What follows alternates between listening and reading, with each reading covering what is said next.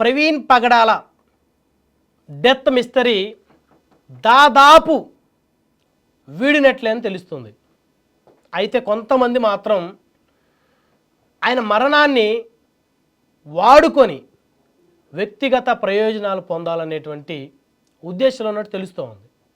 చాలా స్పష్టంగా ఆయన హైదరాబాద్ నుంచి బయలుదేరినటువంటి తరుణంలో కోదాడ దగ్గర ఒక వైన్ షాప్లో ఆయన మందు కొన్నట్లు ఆ విజువల్స్ అందరూ చూశారు.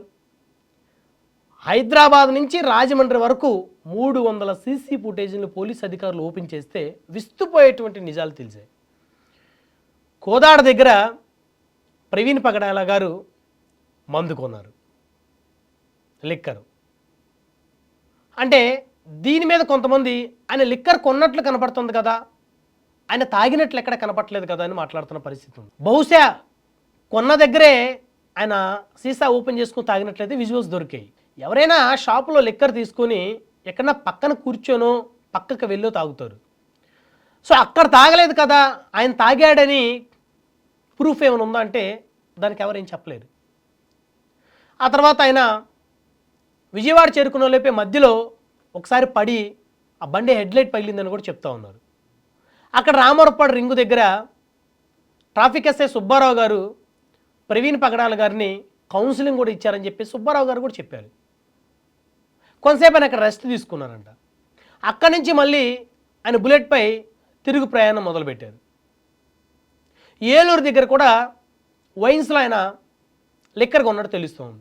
అక్కడ కొన్ని ఫోన్పే వివరాలు కూడా బయటకు వచ్చాయి. ప్రవీణ్ పగడాల గారి ఫోన్పే నుంచి లిక్కర్ షాప్కి ఫోన్పే చేస్తే వాళ్ళ ఫోన్పే హిస్టరీలో ఎవరు ఫోన్పే చేశారనేటువంటి అంశాలు చాలా క్లియర్గా కనపడతాయి. విచారణలో కూడా రేపొద్దున ఆ పబ్లిక్ డొమైన్లో పోలీస్ అధికారులు పెడతారు. అవన్నీ ఇప్పటికి అనేక మాధ్యమాల్లో దానికి సంబంధించిన వివరాలు, ఫుటేజీలు, స్క్రీన్ షాట్లు అన్నీ బయటకు వచ్చాయి. ఒక వ్యక్తి నుంచి ఇంకొక వ్యక్తికి ఫోన్పే చేసినా, ఒక వ్యక్తి నుంచి ఏదైనా ఒక షాప్కి ఫోన్పే చేసినా ఎవరి పేరు మీద ఎవరికి చేశారనే డీటెయిల్స్ చాలా క్లియర్గా అందరికీ తెలిసిన అంశమే. మళ్ళీ దాంట్లో కూడా కొంతమంది అనుమానాలను వ్యక్తం చేసి శవాల మీద పేలాలు వేరుకునేటువంటి ఒక కార్యక్రమాన్ని చేయటం నిజంగా దురదృష్టం. ఒక మరణాన్ని హత్యగా చిత్రీకరించి తద్వారా రాజకీయంగా వ్యక్తిగతంగా లబ్ధి పొందాలనుకునేటువంటి వ్యక్తులకి కొంతమంది అమాయకత్వం పావులుగా మారుతూ ఉన్నాయి.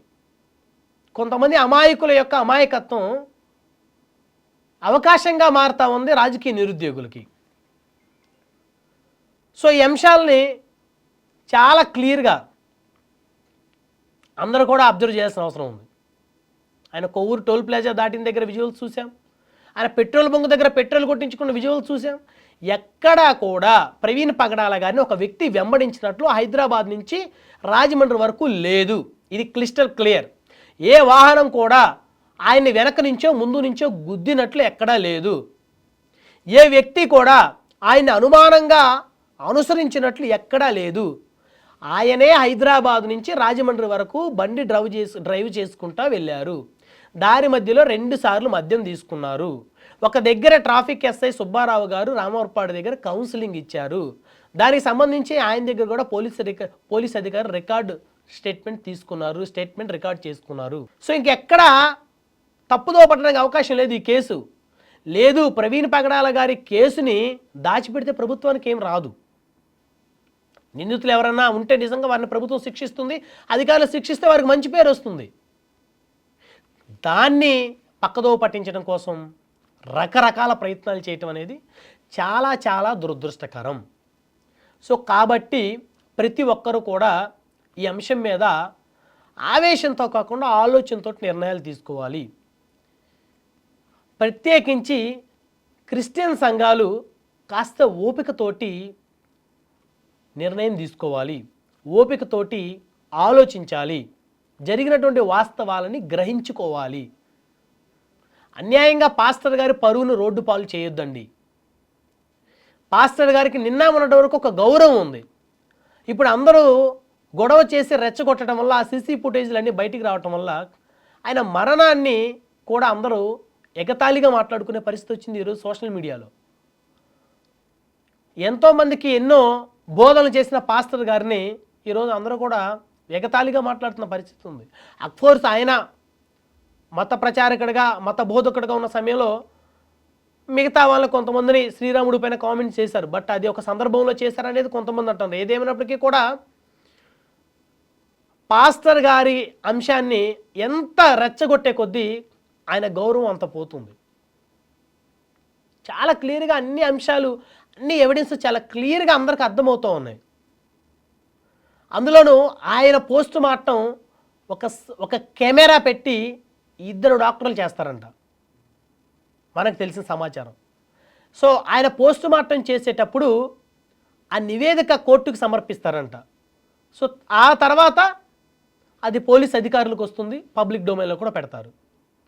సో పోస్ట్ మార్టం రిపోర్ట్లో కనుక పాస్టర్ ప్రవీణ్ పగడాల గారు మద్యం సేవించారని రిపోర్ట్ వస్తే, ఎందుకంటే అది సీసీ ఫుటేజీలు ఒక కెమెరా సమక్షంలో డాక్టర్లు కెమెరా సమక్షంలో చేస్తారు.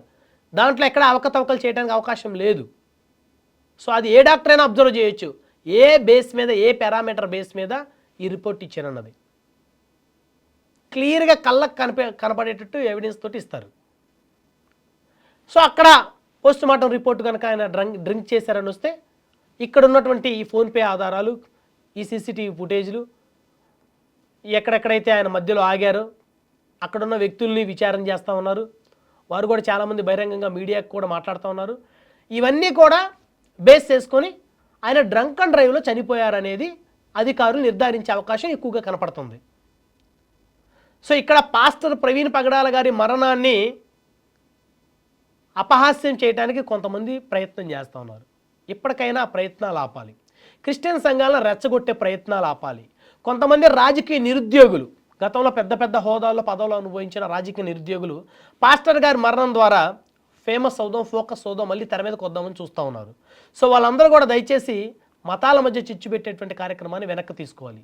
ఇప్పటికే తూర్పుగోదావరి జిల్లా ఎస్పీ గారు చాలా స్ట్రిక్ట్గా చెప్పారు, ఈ యొక్క పోస్ట్ మార్టం రిపోర్ట్ మీద కానీ, ప్రవీణ్ పగడాల గారి మరణం మీద కానీ తప్పుడు న్యూస్ కనుక స్ప్రెడ్ చేస్తే, ఫేక్ న్యూస్ స్ప్రెడ్ చేస్తే వారి మీద చట్టపరంగా చర్యలు తీసుకుంటామని ఆల్రెడీ కొంతమందికి నోటీసులు కూడా ఇచ్చారు. సో కాబట్టి పోస్ట్ మార్టం రిపోర్ట్ వచ్చేంత వరకు కూడా ఇక పాస్టర్ ప్రవీణ్ పగడాల గారి మరణం మీద చర్చలు జరిగినా, రకరకాల వాతావరణాన్ని క్రియేట్ చేయాలనేటువంటి ఆలోచన చేసిన వారి మీద పోలీస్ అధికారులు చర్యలు తీసుకుంటారు.